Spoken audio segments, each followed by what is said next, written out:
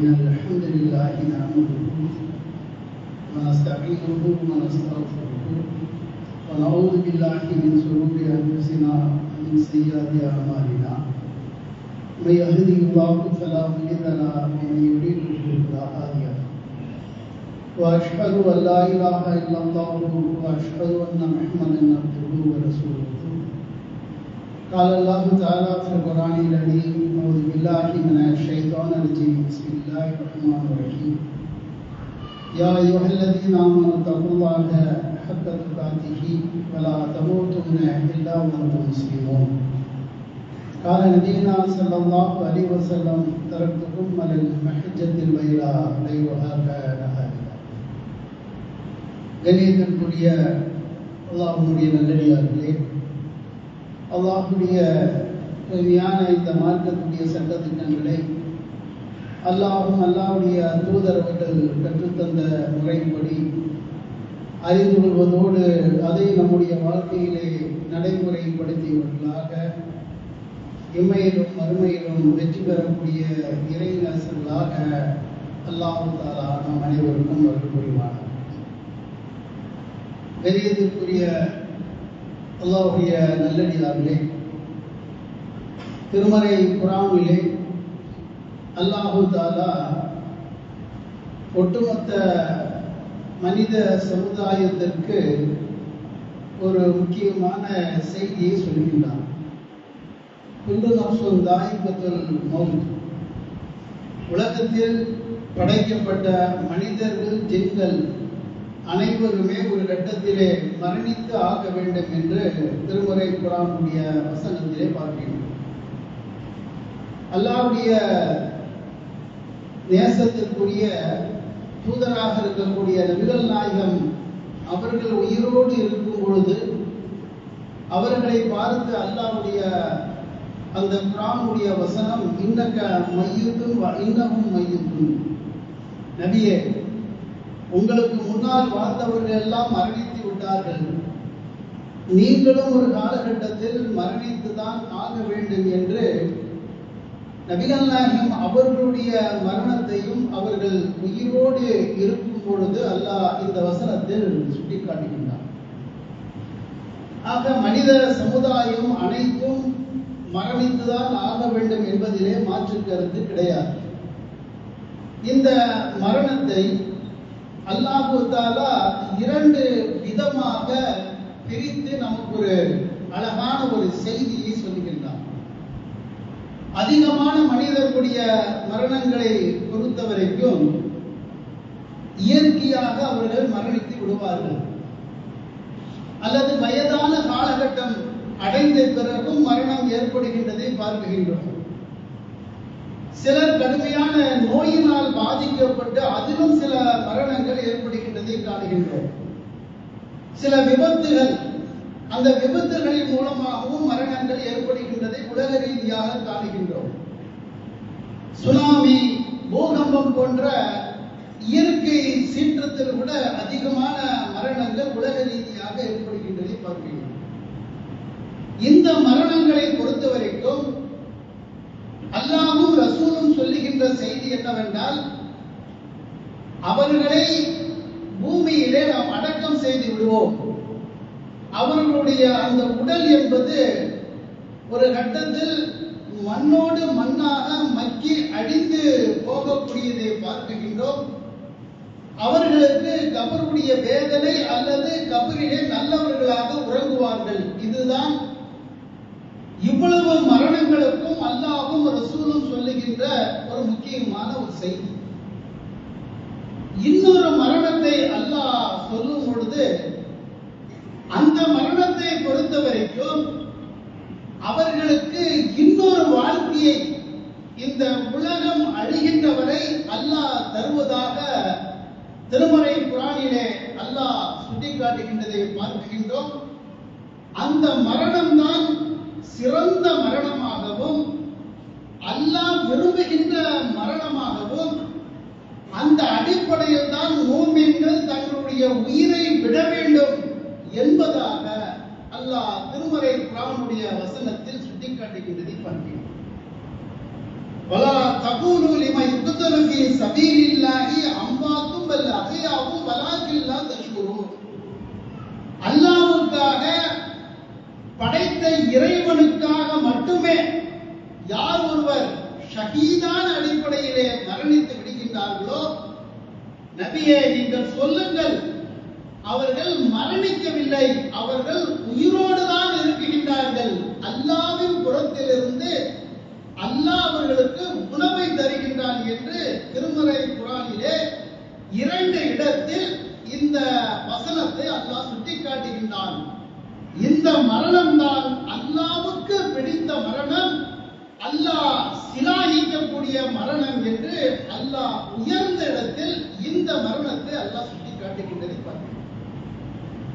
இந்த வசனம் இறங்கினவுடனே நபித்தோழர்கள் போய் ரசூலுல்லாஹ் இதற்கான விளக்கத்தை கேட்கும் பொழுது அல்லாஹ்வுடைய தூதர் சொல்லுகின்றார்கள், அல்லாஹ்வுக்காக எவன் இந்த உலக வாழ்க்கையை தியாகம் செய்துவிட்டு தன்னுடைய உறவுகளை, தன்னுடைய செல்வங்களை இதையெல்லாம் தியாகம் செய்துவிட்டு அவர்கள் மரணித்து விட்டால் அவர்கள் மற்றவர்களைப் போல பூமியிலே கிடக்க மாட்டார்கள். மாறாக அவருடைய உயிரை அல்லாஹ் ஒரு பறவையினுடைய உடலிலே புகுத்தி அல்லாஹ்வுடைய அரிசிக்கு கீழே கண்ணாடியால் ஆன மாளிகைக்கு உள்ளே அல்லாஹ் அவர்களை வைப்பான். அது மட்டுமல்ல, அந்த ஷஹீதுகளுக்கு அல்லாஹ் தன்புறத்திலிருந்து அவர்கள் விரும்புகின்ற உணவை தருவான் என்று அல்லாஹ்வுடைய தூதர் இந்த வசனத்துக்கு விளக்கத்தை தர்றாங்க. தந்துட்டு சொல்றாங்க, அந்த ஷஹீதுகளை அழைத்து அல்லாஹ் சொல்லுவான், மற்ற மனிதர்களை விட எனக்காக உங்க உயிரை கொடுத்தீங்க, உலகத்தினுடைய வாழ்க்கையை விரும்பல, ஆசாபாசத்தை விரும்பல, சொத்து சுகத்தோடு இருக்கிறத விரும்பல, மனைவி மக்களோடு சந்தோஷமாக எதையும் விரும்பல, என் இறைவனுக்காக இந்த உயிரை கொடுத்த இதற்கு என்னிடம் இருந்து உங்களுக்கு என்ன வேண்டும்? அப்ப இந்த ஷஹீதுகள் சொல்வதை ரசூலுல்லாஹ் சொல்றாங்க, இறைவா நீ இப்ப கொடுத்திருக்கிறிய இதை விட ஒரு சிறப்பு எங்களுக்கு தேவையில்லை என்று அவர்கள் மறுத்து விடுவார்கள். இப்படியே 2-3 தடவை அல்லாஹ் கேட்பால், இவர்கள் மறுக்கிறாங்க. ஒரு கட்டத்தில் கண்டிப்பாக இந்த தியாகத்துக்கு ஏதாவது எங்களுக்கு கேளுங்க. அப்ப அவங்க சொல்லக்கூடிய பதில ரசூல் ஸல்லல்லாஹு அலைஹி வஸல்லம் அவங்க சொல்லி காமிக்கிறாங்க, இறைவா 2ஆவதும் இந்த உலகத்துக்கு எங்களை அனுப்பு, அங்கே நாங்கள் வாழ வேண்டும், வாழ்ந்து விட்டு ஒரே ஆசைதான், உனக்காக 2வது நாங்கள் ஷஹீதாக மரணிக்க வேண்டும், திரும்பவும் இந்த இடத்துக்கு வர வேண்டும் என்று அவருடைய ஆசையை சொல்லும் பொழுது அல்லாஹ் மறுத்து விடுகின்றான். ஒரு தடவை வாழ்க்கை என்று அவர்கள் கியாம நாள் வரைக்கும் அந்த சொர்க்கத்தில் அல்லாஹ்வுடைய அரிசுக்கு கீழே இருப்பார்கள் என்று நபிகள் நாயகம் ஸல்லல்லாஹு அலைஹி வஸல்லம் அவர்கள் சுட்டிக்காட்டுகின்றது. இதுதான் ஒரு மனுஷன் ஆசைப்படும். எப்படி இருந்தாலும் ஒரு காலகட்டத்தில் மரணிக்கின்றோம் என்பதில் மாற்று கருத்து கிடையாது. 1000 வருஷமா வாழ போற இல்ல, நூஹ் நபி மாதிரி 950 வருஷம் எல்லாம் வாழ போறது கிடையாது. 50 60 70 அவ்வளவுதான். ஆனால் இந்த உலகத்தை விட்டு பிரியும் பொழுது ஒரு மூமினுடைய உள்ளத்தில் என்ன ஒரு ஆசை, என்ன அல்லாஹ்ட்ட துஆ கேட்கணும்டா, இந்த உயிரை நீ கொடுத்தது நீதான், உனக்காக மட்டும்தான் இந்த உயிரை விடு. நபிகள் நாயகம் ஸல்லல்லாஹு அலைஹி வஸல்லம் அவங்களுடைய கடைசி காலகட்டம் மௌத்தாவதுக்கு 2-3 நாட்களுக்கு முன்னால் குர்ஆனிலே இருக்கக்கூடிய ஒரு துஆவை திரும்ப திரும்ப ஓதிட்டே இருந்தாங்க. ஆயிஷா நாயகி போய் பக்கத்துல கேக்குறாங்க, நீங்க என்ன ஓதுறீங்கன்னு கேட்கும்போது ரசூல் ஸல்லல்லாஹு அலைஹி வஸல்லம் அந்த வசனத்தை சொல்றாங்க, அன்அமல்லாஹு அலைஹிம் மினல் சாலிஹீன வ ஷுஹதாஈன வ சித்தீகீன வ நபியீன. இறைவா என்னை நபிமார்களோடு, நல்லடியார்களோடு, உண்மையாளர்களோடு, ஷஹீதுகளுடைய உயிரை எடுக்கிற மாதிரி என் உயிரை எடு என்று ரசூலுல்லாஹ் திரும்ப திரும்ப அல்லாஹ்ட்ட கேட்டுட்டே இருந்தார். அந்த துஆவை அல்லாஹ் எடுத்து ஏற்றுக்கொண்டார். கடைசியா உயிர் பிரிவதும் கூட அல்லாஹும்ம ஸல்லி வர்ஹம்னி ஃபீ ரஃபீகில் ஆலா, அந்த ஷஹீதுகளோடு என்னை சேர்த்து என்று அவர்கள் கேட்டார்கள். அல்லாஹ் நபிகள் நாயகம் அவர்களை அல்லாஹ் ஆக்கிவிட்டார் என்று இந்த வசனத்தின் மூலமாக நம்ம அப்ப ரசூலுல்லாஹ் கூட தன்னுடைய கடைசி காலகட்டத்தில் எப்படி தன்னுடைய உயிரை போகணும்னு விரும்புறாங்கன்னா அவங்க ஷஹீதா மரணிக்கிற இயற்கை மரணம் தான். அல்லாஹ்விடத்தில் இந்த மாதிரி என்ன வந்து மரணிக்க வேண்டும் என்று அவர்கள் கேட்டதாக நாம புகாரியில் அல்லாஹ் கூட ஒரு கட்டத்திலே சொல்லுகின்றான், இன்னல்லாஹ ஸரா மினல் முஃமினீன அன்ஃபுஸஹும் அம்வாலஹும் பிஅன்ன லஹுமுல் ஜன்னah. மூமின்கள் சிலருடைய உயிரை நான் வாங்குறேன், அவங்களுக்கு என்ன விலையை கொடுக்கிறேன் தெரியுமா? சொர்க்கத்தை தருகின்றேன் என்று சிலருடைய உயிரையும் செல்வத்தையும் அல்லாஹ் விலைக்கு வாங்கி கொண்டான் என்று திருமறை குர்ஆனுடைய வசனத்தில் அல்லாஹ் சொல்லுகின்றான் என்றால் அந்த பட்டியலிலே இடம்பெறக்கூடியவர்களாக இருக்கிறார். அல்லாஹ் விலைக்கு வாங்குறான். என்ன விலை? என் உயிரை கொடுக்கிற, அதுக்கு பதில் நீ சொர்க்கத்தை கொடு என்று அல்லாஹ் விலைக்கு வாங்குவதாக திருமறை குர்ஆனுடைய வசனத்தில் நம்ம பார்க்கிறோம்.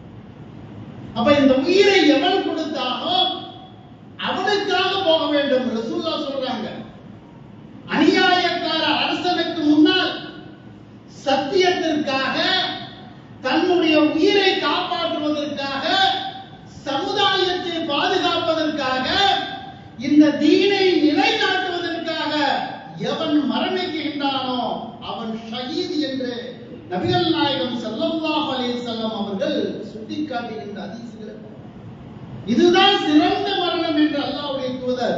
அநியாயக்காரனுக்கு முன்னால் அவன் முஸ்லிமா இருக்கலாம், காபிரா இருக்கலாம், யாராக இருந்தாலும் அந்த அநியாயத்திற்கு எதிராக குரல் கொடுத்து அதிலே மரணிக்க வேண்டும் என்று அல்லாஹ்வுடைய தூதர் அவர்கள் சிறந்த மரணம் என்று சொல்லி காட்டுகின்றது.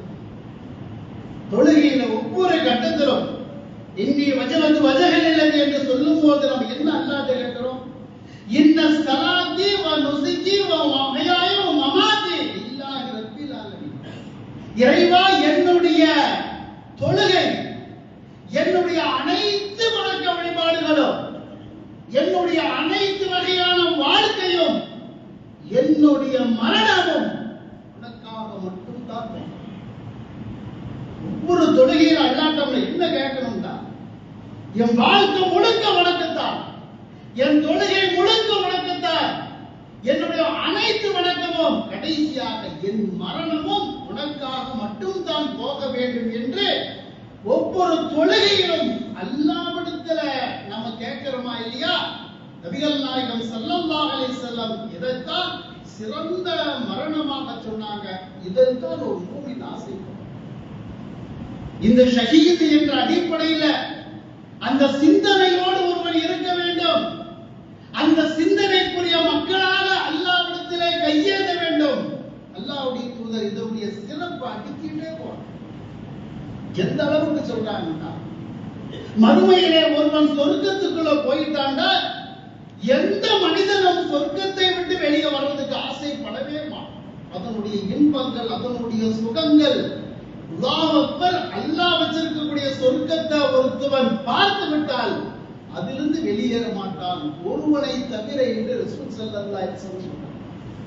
நபித்தோழர்கள் கேட்கிறாங்க, அல்லாஹ்வின் தூதரே, சொர்க்கத்திலிருந்து ஒருத்தர் வெளிவரதுக்கு ஆசைப்படுறான், அதுக்கு தானே நம்ம கஷ்டப்படுறோம், தொழுகிறோம், நோன்பு வைக்கிறோம், படாது பாடுபடுகின்றோம். அந்த சொர்க்கத்துக்குள்ள போன பிறகு ஒருவன் வெளியே வருகின்றான். யாரு? ரசூலுல்லாஹ் சொன்னாங்க, ஷஹீதாக மரணிக்கப்பட்டவன் என்று ஸல்லல்லாஹு அலைஹி வஸல்லம் சொன்னாங்க. எதுக்கு வெளியே வரலாம் தெரியுமா? இந்த சொர்க்கத்திற்கு நான் இரண்டாவதும் இறைவனுக்காக மரணித்து ஷஹீதான பிறகு இரண்டாவதும் சொர்க்கத்துக்கு ஒரு தடவை இல்ல, இரண்டு தடவை இல்ல, 10 தடவை நான் கொல்லப்பட வேண்டும், இரண்டாவது சொர்க்கத்திற்கு போக வேண்டும் என்று அவன் ஒருவன் தான் ஆசைப்படுவான் என்று அல்லாஹ்வுடைய தூதர் நபிகள் நாயகம் ஸல்லல்லாஹு அலைஹி வஸல்லம் அவர்கள் சொல்கிறார். அநியாயத்தை தட்டி கேட்பதற்காக, இறைவனுடைய மார்க்கத்தை நிலைநிறுத்துவதற்காக ஒருவன் நடந்து செல்கின்றான், குதிரையிலே செல்கின்றான், ஒட்டகத்திலே செல்கின்றான் என்றால் அந்த குதிரை அவனுடைய கால் பாதத்தில் பூமியிலே இருந்து கிளம்பக்கூடிய அந்த புழுதி இருக்கா இல்லையா, அதை ரசூல் ஸல்லல்லாஹு அலைஹி வஸல்லம் அவர்கள் சொல்லி காமிக்கின்றார்கள். இந்த புழுதியும் நரகத்தினுடைய புகையும் அல்லாஹ் ஒரு காலகட்டத்தில் இணைக்கவே மாட்டார் என்று சொல்றார். அல்லாஹ்வுடைய தீனை நிலைநாட்டுவதற்காக குதிரையிலேயோ ஒட்டகத்திலேயோ நடந்து போறான். அவனுடைய காலடியில் ஏற்படக்கூடிய அந்த புழுதியை ரசூலுல்லாஹ் சொல்லும்போது நரகத்தினுடைய புகை ஒரு காலகட்டத்திலும் ஒன்று சேராது என்று அல்லாஹ்வுடைய தூதர் நபிகள் நாயகம் ஸல்லல்லாஹு அலைஹி வஸல்லம் அவர்கள் அப்படியே அடிக்கிட்டே போயிட்டார். இறைவனுக்காக ஒருவர் மரணித்து அதிலே ஏற்படக்கூடிய காயங்கள், இரத்த கட்டுகள், அதிலே ஏற்படக்கூடிய பலத்த அடி, மறுமையில் அல்லாஹ் அதை ஒரு கேவலமாக பார்க்காமல் கஸ்தூரி மணத்தை உடைய வாசனையை போல அல்லாஹ் ஆக்குவான் என்று அல்லாஹ்வுடைய தூதர் அப்படியே அடிக்கிட்டே போவதை நபித்தோழர்கள் இந்த வாழ்க்கையை தான் விரும்பினாங்க. நம்மள மாதிரிதான் அவங்களுக்கும் குடும்பம் இருக்கு, அவங்களுக்கும் மனைவி மக்கள் இருக்கிறாங்க, அவங்களும் உலகத்திலே வாழ வேண்டும் என்று ஆசைப்படக்கூடியவர்கள் தான். இருந்தாலும் கூட தீனுக்காக, மார்க்கத்திற்காக ரசூல் ஸல்லல்லாஹு அலைஹி வஸல்லம் அவர்கள் அழைக்கும் பொழுது முதல் இடத்துல எதுக்கு கொடுத்தாங்க? அல்லாஹ்வுடைய தீனுக்காக அநியாயத்திற்கு எதிராக குரல் கொடுத்தாங்க. அதற்கு அல்லாஹ் அவர்களுக்கு கொடுக்கக்கூடிய சிறப்புகள், அந்தஸ்துகள் பார்த்தாலே நம்முடைய உடம்பெல்லாம் புல்லரிக்கக்கூடிய அளவுக்கு அல்லாஹ் தஆலா அதை தருகின்றதை பார்க்கிறோம். அல்லாஹ்வுடைய தூதருடைய காலகட்டத்தில் சாது பின் முஆத் என்று சொல்லக்கூடிய ஒரு நபித்தோழர் அகல் யுத்தத்தில், அகல் போர்ல கலந்துகிறார். அகல் போர் என்பது ரசூலுல்லாஹ் சந்தித்த 17 போர்க்களங்களிலே ரொம்ப ஒரு மோசமான, அதிகமான பயத்தை தந்த ஒரு போர். அந்த போர் திருமறை குர்ஆனிலே சூரத்துல் அஹ்ஸாப் என்ற அத்தியாயம் அந்த போரை குறித்து இருக்குகின்றது பார்க்கிறோம். அல்லாஹ்வுடைய தூதருடைய சஹாபாக்கள் 1500, அவங்க கிட்டத்தட்ட 14-15,000 பேர் பெரு ராணுவத்தோடு வர்றாங்க. மதீனாவையே சுத்தி நிறுத்திட்டான். கிட்டத்தட்ட 2-3 மாதங்கள். கடைசியில போரு ஒரு சில அம்பு எய்து சின்ன சின்ன சண்டையில போரே நடக்காத அளவுக்கு அல்லாஹ் வெற்றியை கொடுத்தான். அது சாது பின் முஆத் ரலியல்லாஹு அவர்கள் நெஞ்சில அந்த குத்துப்பட்டு ஒரு அம்பத்தூக்கி ஒருத்தர் வீசினான். அதுல குத்துப்பட்டு ரொம்ப கொடூரமான முறையில் பாதிக்கப்பட்டு கிடக்கிறார்.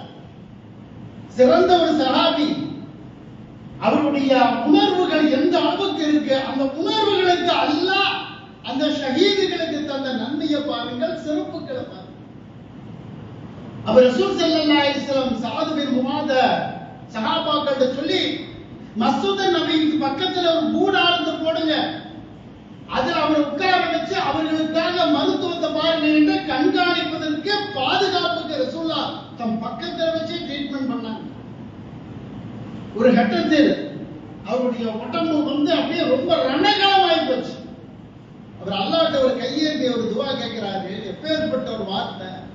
இறைவா, மக்காவுடைய காபீர்கள் நாங்க அல்லாஹ்வை மக்காவிலே வணங்க முடியலங்கிறதுக்காக எங்களை அடிச்சு தொலைச்சுனாங்க. மதீனாவிலே கூட எங்களை நிம்மதியாக இருக்க விடல. அங்கேயும் வந்து எங்களை கொல்லுவதற்காக வந்துட்டாங்க. இந்த போரை, இந்த அகல் போரை நீ 2வது தொடர்ந்து இந்த சண்டையை நீ உருவாக்குவையானால், போர் தொடங்கி 2வது தொடருமையானால் என்ன நீ வாழவி. ரத்தம் ஊறிட்டு போது. அந்த நேரத்தில் அல்லாஹ்ட்ட கேட்கிற 2வது என்னை வாழவை. இந்த போரிலே நான் 2வது ஈட்டியால் குத்தப்பட்டு கொடூரமான முறையிலே பாதிக்கப்பட்டு உனக்காக நான் மௌத்தாகணும். ஒரு கால் இந்த போரை இதோடு நிறுத்துறேன்னா, இந்த போரை இதோட ஸ்டாப் பண்றேன்னா, 2வது என்ன வாழ வைக்காத. இந்த ரத்த காயத்தோடு இந்த ஷஹீதாகவே நான் மௌத்தாக விரும்புறேன். அவர் அல்லாஹ்ட்ட துவா கேட்கிறார். ஒரு நாள் ஆகுது, 2 நாள் ஆகுது. மறுநாள் காலையில ஃபஜ்ர் தொழுதுட்ட நபித்தோழர்கள் பள்ளியிலிருந்து வெளியே வர்றாங்க. அந்த கூடாரத்திலிருந்து ரத்தம் அப்படியே பீறிட்டு அப்படியே வெளியே வலிஞ்சு வருது. எல்லாம் அடிச்சுக்கிட்டு போய் பார்க்கறாங்க. சாது பின் முஆத் அவர்கள் மௌத்தா போயிட்டாங்க.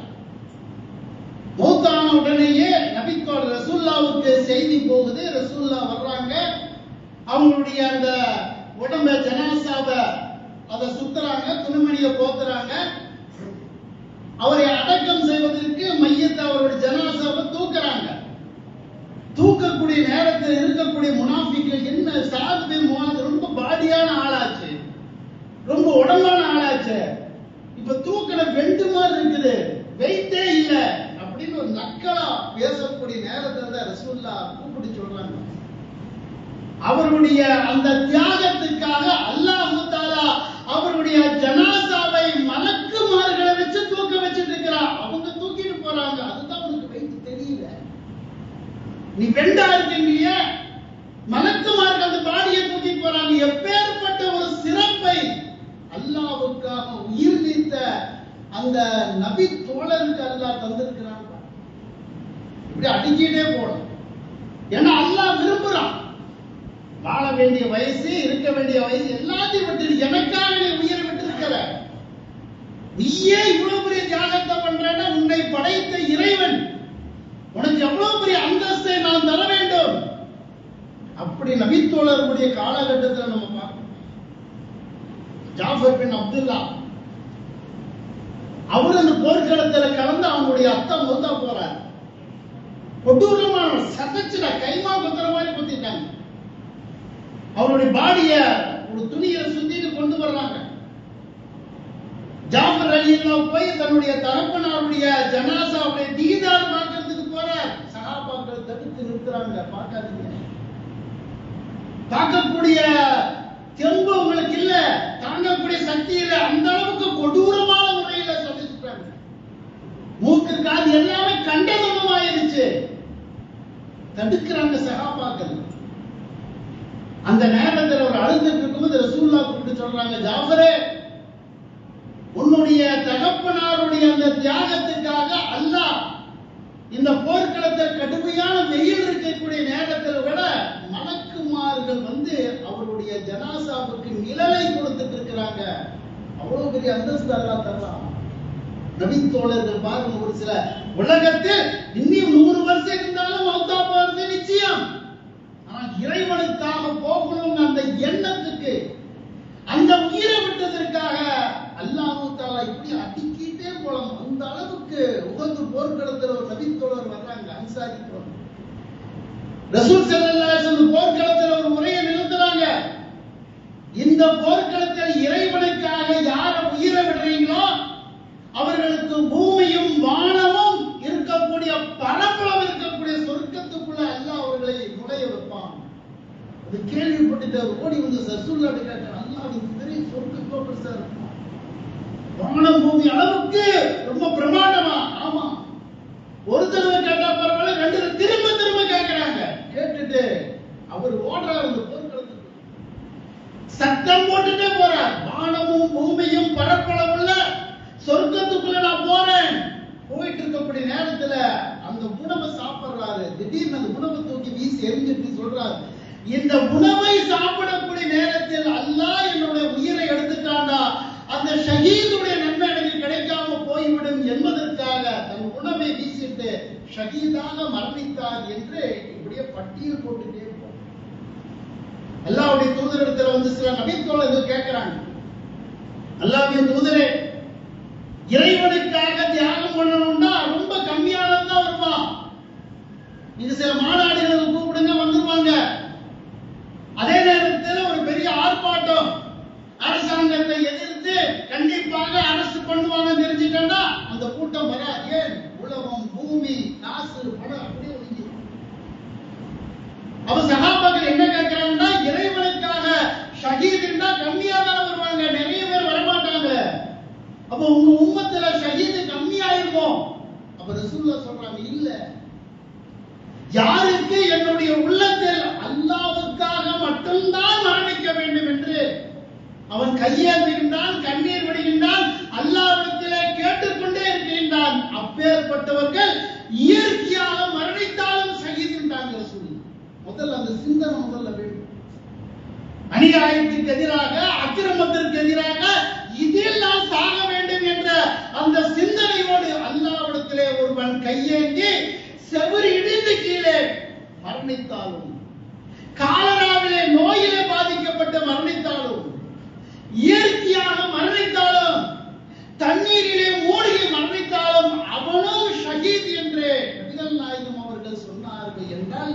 முதலில் அந்த சிந்தனை நமக்கு வேண்டும், அந்த எண்ணம் வேண்டும். சும்மா குர்ஆன் அல்லாஹ் இன்ன ஸலாத்தி வ நுஸுகி வ மஹ்யாய என்று அந்த வசனத்தை சொன்னா மட்டும் போதாது. என்னுடைய வணக்கம், என்னுடைய தொழுகை, என்னுடைய வாழ்வு, என்னுடைய மரணம் அல்லாஹ்வுக்கு வாயிலே சொன்னால் போதாது, நடைமுறை உள்ளத்திலிருந்து வெளியேறணும். அப்ப ரசூல் ஸல்லல்லாஹு அலைஹி வஸல்லம் இந்த சிந்தனைக்குரியவனாக இருக்க வேண்டும். சொல்லிட்டு சொல்றாங்க, ஒருவன் படுக்கைக்கு போகின்றான், போகும்போது அல்லாஹ்வும்ம பிஸ்மிக அமூத்துன்னு சொல்லிட்டு தான், இறைவா உன் பெயரை கொண்டு மௌத்தாரன்னு சொல்லிட்டு தான் போறான்.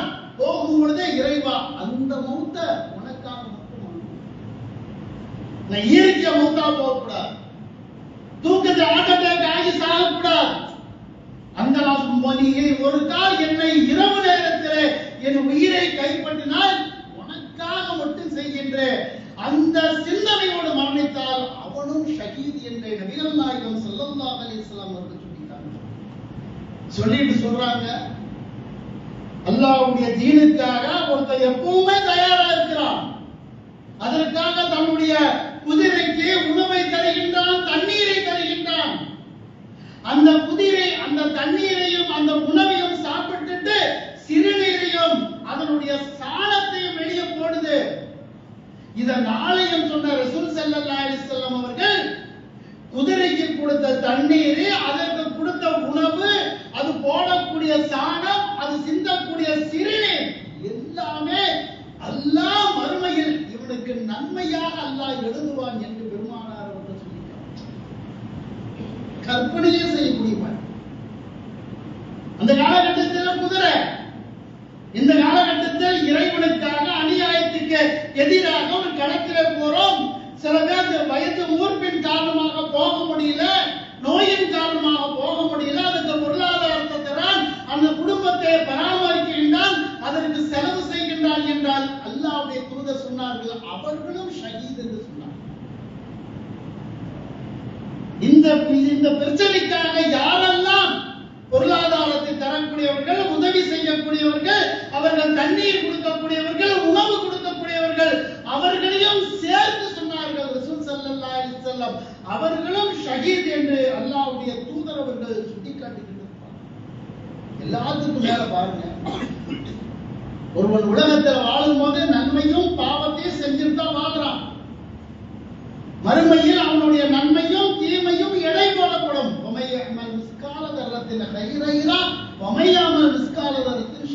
நன்மை தீமை எடை போட்டு தான் அங்க ஜட்ஜ்மெண்ட் அல்லாத.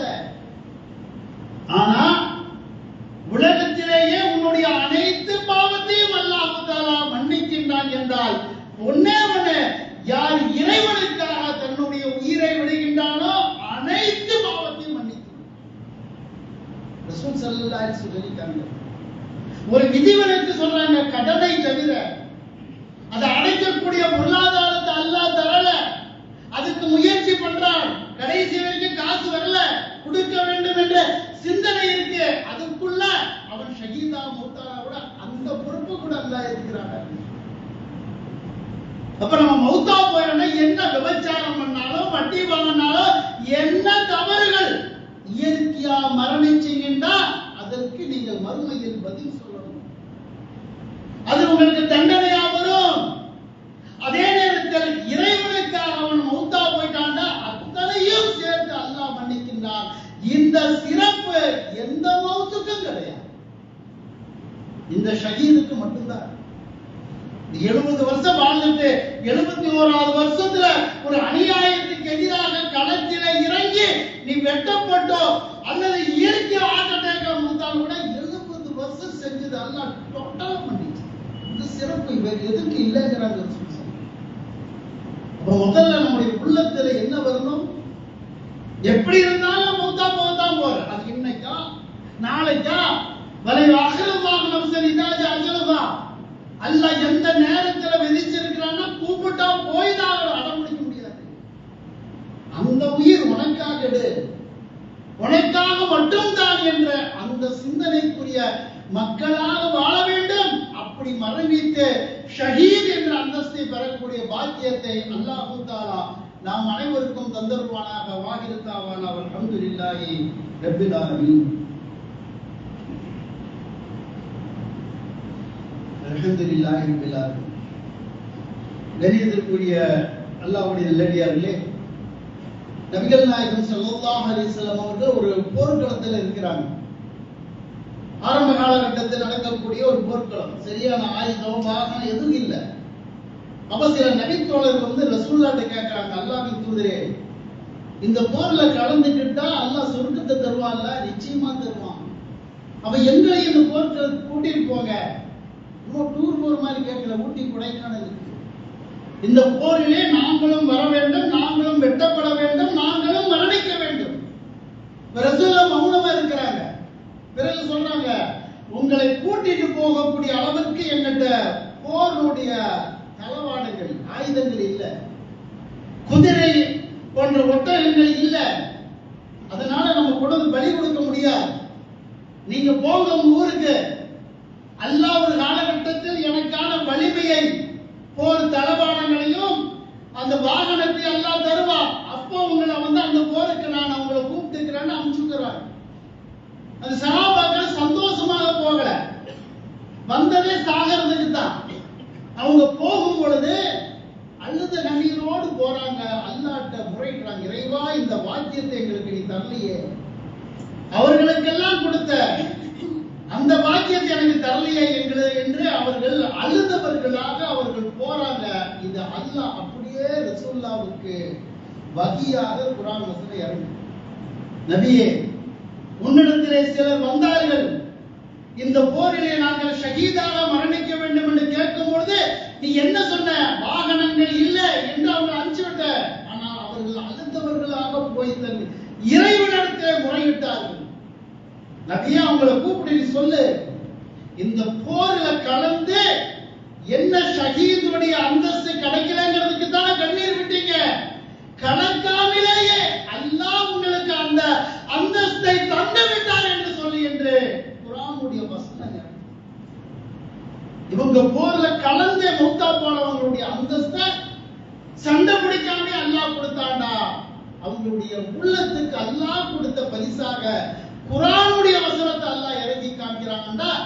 அப்படிப்பட்ட சிந்தனைக்குரிய மக்களாக நாம் இருக்க வேண்டும் என்று கேட்டுக்கொண்டு, இந்த ஜும்மாவுடைய வசூல் என்பது ஒரு சகோதரர் சுகர் நோயால் பாதிக்கப்பட்டு அவருடைய கால் எடுக்க வேண்டிய ஒரு நிலைமையில் இருக்கு. அவங்களுடைய குடும்பத்தாரில் அவங்க அக்கா தங்கச்சி அவங்களும் நோயாளியாக வீட்டில் ரொம்ப சிரமத்தில் படுத்த படுக்கையில் இருக்கிறாங்க. பல்லடத்தை சேர்ந்த ஒரு சகோதரர் அவருடைய அந்த கால் எடுக்காமல் இருப்பதற்காக ஒரு பெரிய ஆபரேஷன் பண்ண வேண்டியிருக்கு. அதற்காக இந்த மருத்துவ உதவி கேட்கிறாங்க. உங்களால் இயன்ற அளவுக்கு அல்லாஹ்வுக்காக தர்மம் செய்யுமாறு கேட்டுக்கொள்கிறோம். மாகிரத்தாவான அல்ஹம்துலில்லாஹ்.